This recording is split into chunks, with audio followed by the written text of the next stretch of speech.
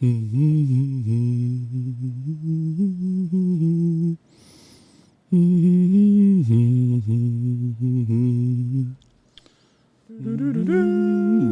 and gentlemen, this is JoeJinMovieSoAwesome. I'm Joe. I am one Jin. This is going to be our review of The Mandalorian and Grogu.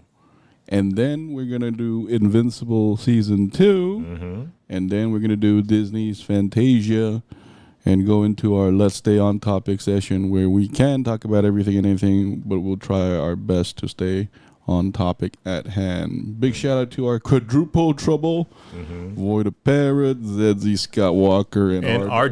Allen. I hope you can come by. I know it's 5:30 a.m. there. It's all good. Big shout out to I Cook for My Wife. Thank you for dropping by last week. And our 70 plus alpha subscribers. Thank you so much. Anyway, this is going to be our spoilers review of The Mandalorian and Grogu. What's up, Void in the building? What's up? Here we go. So, Wonjin, I think the best part of the movie was the first 10 minutes. Really? Yes. The first 10 minutes was awesome. And then I just feel it went downhill from there. And I got to say, it felt like 2 or 2.5 Mandalorian episodes put together. And I honestly like the first episode more. And then the second half where, you know, we transitioned to the end of the Hutt storyline was kind of boring for me. Really? Yeah. You know, the best part for me in this movie was every moment with Grogu doing something because it was super adorable. And another one was the Rotta the Hutt storyline because I found that quite fascinating. But like Joe said, my impression of this movie is The Mandalorian Season 4. So it just feels like a condensed season in one long episode. So instead of feeling like a standalone movie, it just feels like we wrote in the title, like a special episode or something. I had a lot of problem with Grogu because there's no growth. Like as from what I remember, Mandalorian season 1 to 3, you know, there was, I mean, season 1 to 2 transition was the biggest, of course, but you know there were incremental growth of Grogu. Here, I didn't see much. You know, I think this is something very similar to like Invincible because they live for such a long time. We cannot expect growth in human times because maybe. Well, Invincible, the main character does though. So here, I mean, when I say growth, I don't necessarily mean he needs to talk or just. Well, I understand what you mean. Well, Void, oddly enough, a very concise movie. Exactly, it feels like an episode of the show, yeah. It just, to me, I understand that it's like watching a dinosaur. You know how dinosaurs to come to like full growth, we have to wait hundreds of years. No, and Grogu, that I don't know what their species is called, like the Yoda kind of species, but I know they live for like thousands of years. No, but I mean, like when I say incremental, just like using a new weapon, or but I'm guessing it's still in its baby like phase. Well, so we're basically watching like a 2-year-old, but instead of growing to a 3-year-old in 1 year, maybe this is gonna take like 300 years to reach that point. So then I have a problem because like you know, it's the same shtick. It's the same shtick. Void Mark is half human, yes. Zezzy, hey, Void, hey.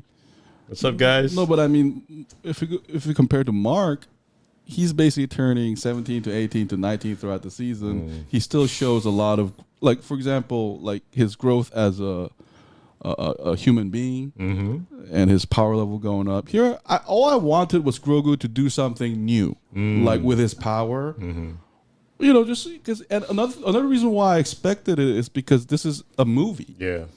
And the reason why I praise the first 10 minutes is those action scenes were movie theater worthy to me. Yeah, especially when Grogu started the pursuit. Yes. But the other actions were kind of mediocre to me. Especially like first, and another problem I had was the Rotta. His character was cool. I love the voice acting. I like his visual design. I wish he would have had more dialogue. You know, I wish they had more explanation on how he speaks such natural human English compared to the other Hutts. Yeah. Yeah, what's up with that? No, so like I wanted more back and forth between him and Mando. Like something where, you know, so we just have to assume he's three-dimensional because he denies his father's legacy, but I wanted more character out of him. And I also wanted more interaction with him and other characters.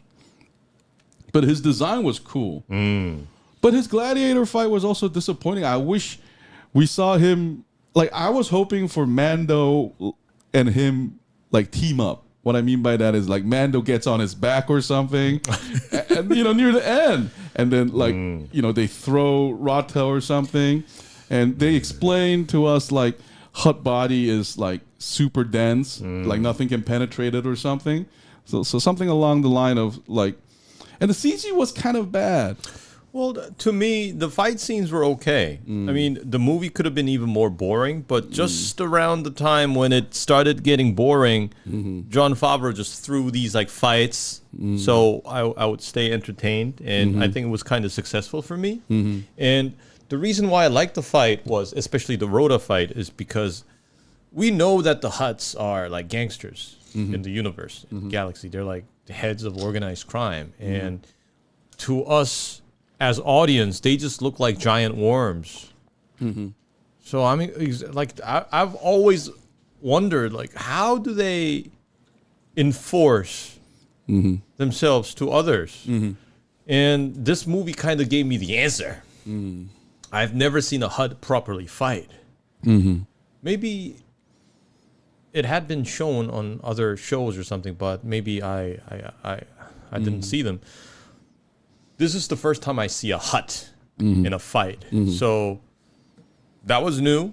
And I think there were some creative moments in the fights, but I do wish the moment when they had to team up, that fight would actually last longer. And I wish there was more at stake. Because that electric fence shutting down, that happened too quickly. I kind of hoped they would fight for longer. Yeah.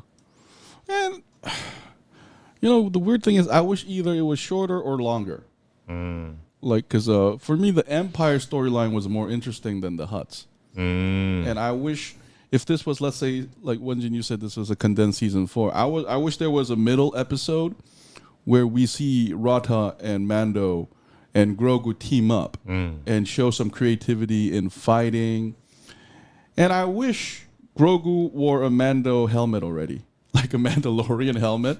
No, like when I say incremental, just one additional armor would have been fine. Yeah. Or at least we get a training montage between Mando and Grogu, where Mando teaches, because we know Grogu learned some things about the way, right? So I would have loved if Grogu, still being a baby, use some Mando weapons, like Mandalorian weapons, like grenades, or like those mini flamethrowers. Yeah. Like this, he makes this mini version for him. So he wears half the Jedi gown, but the one side he has like a shoulder blade, and it's like Mandalorian and I think we've weapon. talked about this before. That's kind of stuff we expect from Grogu, because he is probably a future Jedi hanging out with a bounty hunter. So that's what I mean when I say I'm disappointed with Grogu.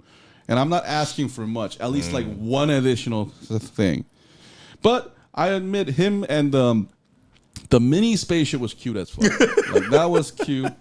I'm not saying it was bad. It was just, those guys were hilarious. I couldn't believe they had this like tiny little spaceship. Yeah. And I love the fact that when they enter the atmosphere, they're completely disregarded. Yeah. They don't even recognize them as a spaceship. Yeah. Because they're so small. Yeah.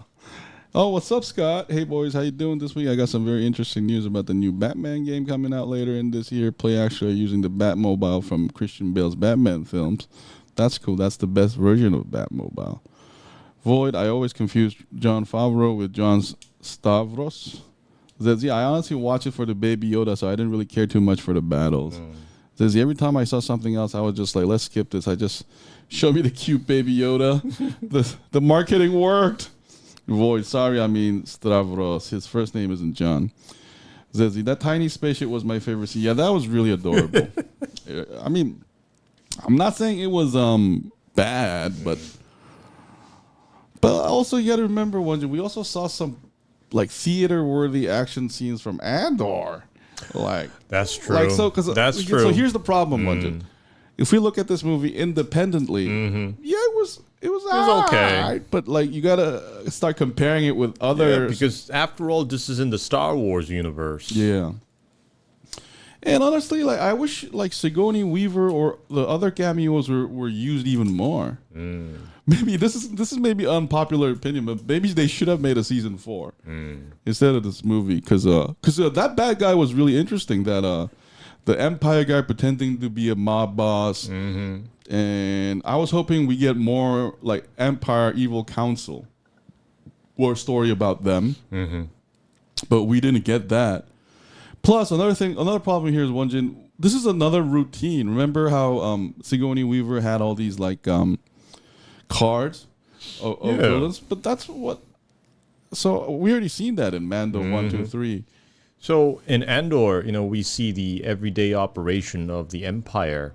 Here, they could have shown us like the everyday operation of the New Republic, and New Republic is just hinted at us. We don't really see what's going on and what their goal is, so we're not really properly introduced to who they are and what they're going, where they're heading. I also had another option. Instead of this being season 4, like the first 10 minutes should have been the entire movie for an hour and 30 minute, just nonstop action like that, where the movie starts with just a blue screen and Sigourney Weaver comes in and Mando, she says, Mando, you gotta go get it. And we just see Mando and Grogu like, kind of like that movie. What's that one? Ballerina? Where, fuck the story. Just show me some like theater-worthy Mando and Grogu team play. So that would have been, I thought would have been maybe even better. Like, cause of when those like, those Imperial walkers start falling down, which was kind of also weird. I was like, why are you there next to a cliff? But it was still cool as fuck. I wish there were like more scenes like that. Oh. And the moment when Yoda made that shelter, but it made it too small and kept bumping Mando head on the wall of the shelter. Yeah, that was cute. Also, Grogu being able to formulate a relatively complex but can't understand scale is classic child. That's good. That's good observation. Yeah. Because up until the point when Mando approached the tiny spaceship, I think Grogu had no idea that he could not get in there. So the funny thing is that part, if it was a separate episode, I think I would have been able to stomach it better. Like, I'm watching at home, I'm taking break between episodes, right? But like when I had to, when I had to go through it, I'm like, okay, when is the movie going to the main plot? Like a game campaign. Yeah, Void. Almost like a game campaign because to be honest, I felt like some of the dialogues were worthless. I mean, we learned a lot about the Hutts, but I didn't learn nothing new about Mando. And another problem is, why is this helmet getting off so casually? Wasn't that a big dramatic moment in season 2 or 3 or something? Oh, and I really like that dragon snake fight too. Yeah. Yeah. The whole movie gave me a lot of these, Greek mythology vibes, the adventures that Hercules needs to go through and stuff. And he meets all these like monsters and challenges, and he's often helped by other heroes and other players. Exactly like Mando seasons, like prior Mando seasons. And I wish they would show us more of that cool ass hunter guy. That droid. That droid was so badass. It's like I wish I had seen more of him and more explanation of him because he was cool as fuck. He reminded me of that bounty hunter. No. The one with the orange eyes? Yeah. That guy? Yeah. This guy was cooler.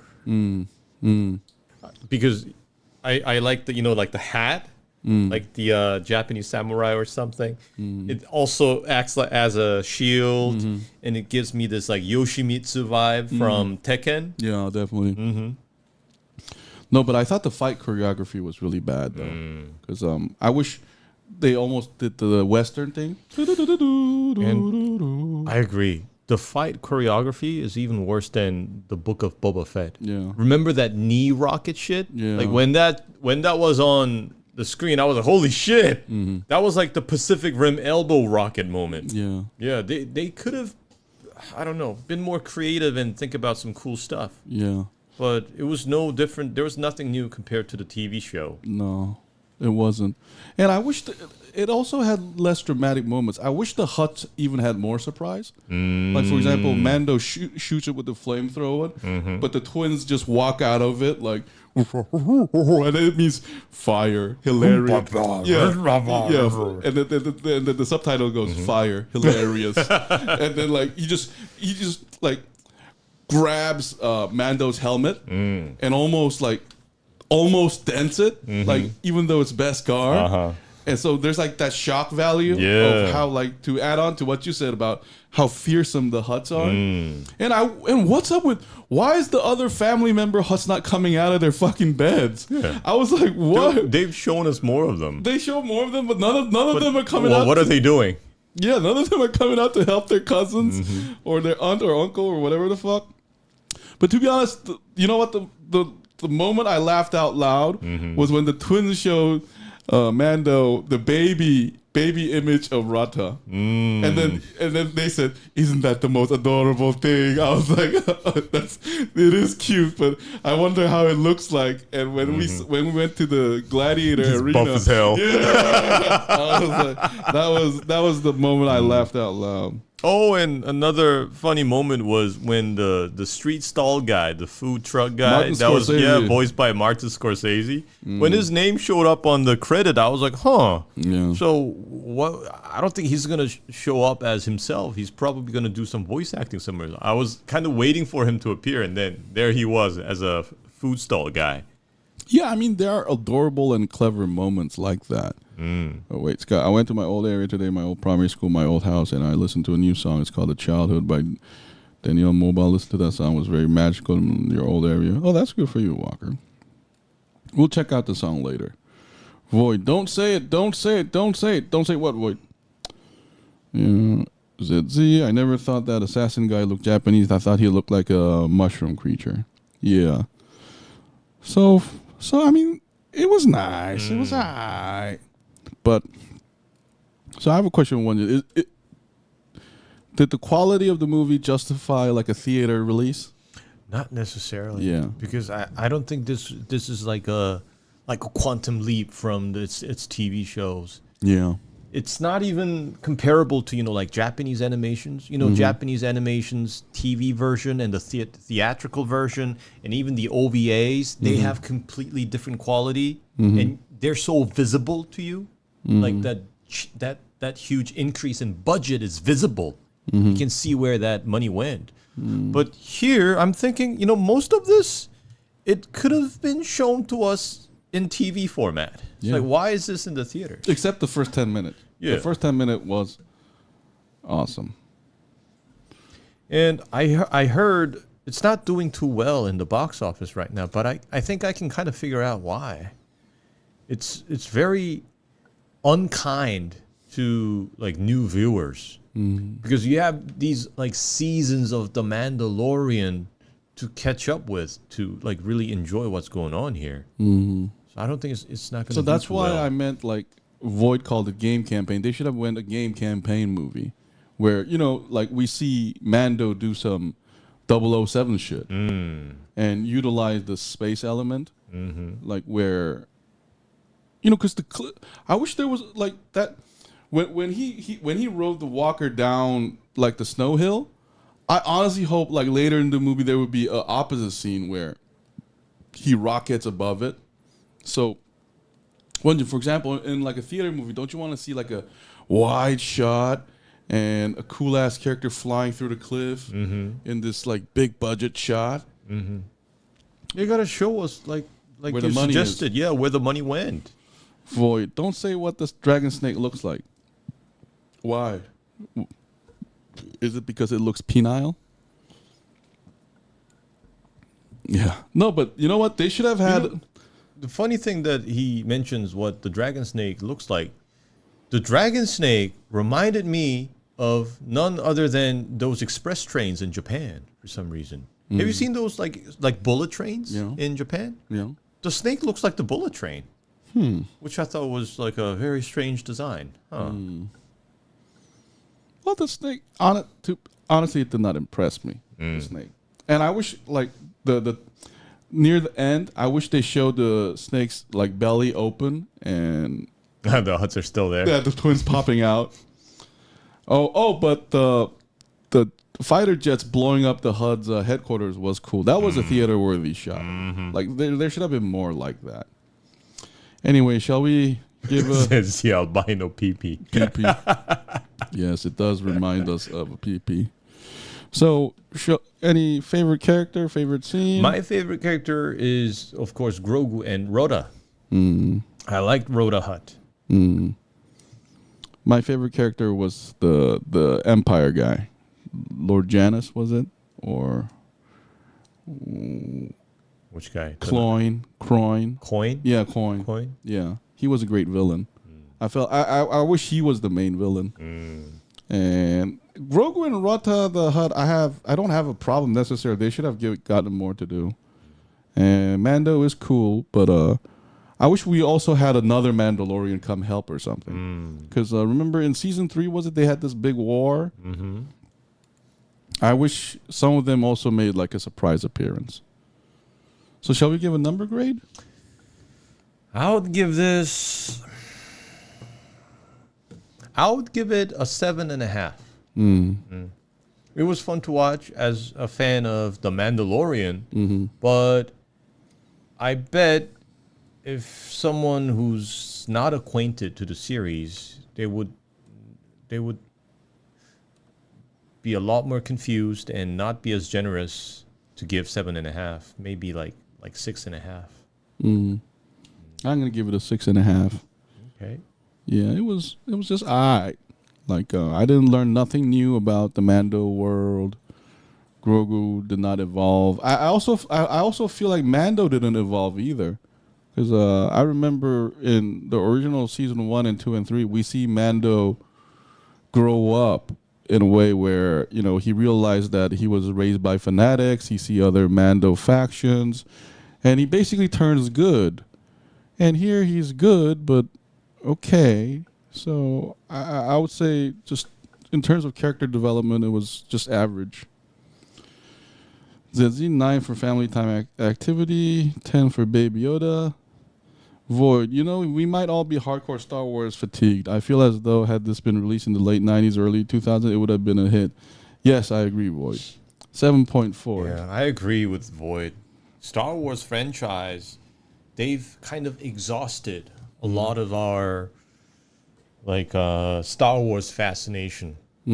And there have been just so many shows in the past decade, and including the sequel trilogies. Like every new Star Wars stuff that gets released, besides Andor's an exception. All these other ones, to me, just like the Marvel series, now they feel like homework. I kind of feel semi-forced to watch them instead of being excited about them. And they don't bring any fresh ideas. They just repeatedly disappoint me. Remember the Acolyte, Ahsoka, Obi-Wan? Ashoka was alright. They were all underwhelming. Obi-Wan should have been a movie. That one should have been a movie. Because remember, like the middle episode, they had like Weird Sister number 4 or something. They had it so hyped up. They even brought Ewan McGregor to play it again. But then, yeah, that was a disappointment. So Andor was the only one that managed to, what's the word? Like rejuvenate the show for me. I don't know about rejuvenate, but bring in a different angle. All these other ones, they might have never existed. To me. I wish there was a rated R Star Wars. Where's the one where a Sith literally blows up somebody? I would rather watch that. Just admit you are ungrateful because you had the privilege to watch too many. Why should I be grateful to them? We pay money to watch their content. There's no acolyte in Ba Sing Se. Yes, Void. So anyway, the Mandalorian Grogu gets a 7. It was cute, adorable, nice, and alright, but it wasn't like amazing. So the only way they're gonna capture my full attention with another Star Wars series is one about the future, where Grogu is already like a full-grown, like Yoda idea. Type of Jedi. Yeah. And then we just suddenly jump into the future. Yeah, that's great. And then we have to like kind of figure out what happened in the middle. And then they can start building from there. That's that Wonjin showing his Japanese animation background. that happens a lot. Yeah, so that's the flash forward. Yeah, it's a favorite way to actually make it interesting. Yeah. You're absolutely right. I would actually and then so the first episode will be when he takes off the mask, it's the Yoda reveal, and then he looks at Din Djarin's helmet or something, and he says, "Father," we're like, he talks, and then it ends. So that's a cool ass idea. So anyway, guys, we're gonna take a short break to come back to talk about Invincible season 2. This has been JoeJin Movie So Awesome. I'm Joe. I'm Wonjin. We'll see you guys in a bit. Oh, Void, actually, Teenage Grogu. Yes, Wonjin and you have the best. Great idea. Anyway, we're going to be right back. Bye. Bye-bye. But Grogu's still cute. Yeah. This movie would have bombed had it not been Grogu. Oh, cue the music. Yeah. Live chat popping off. Yeah. Thumbnail looking glossy. Click in. Kick back. Movie night, get cozy.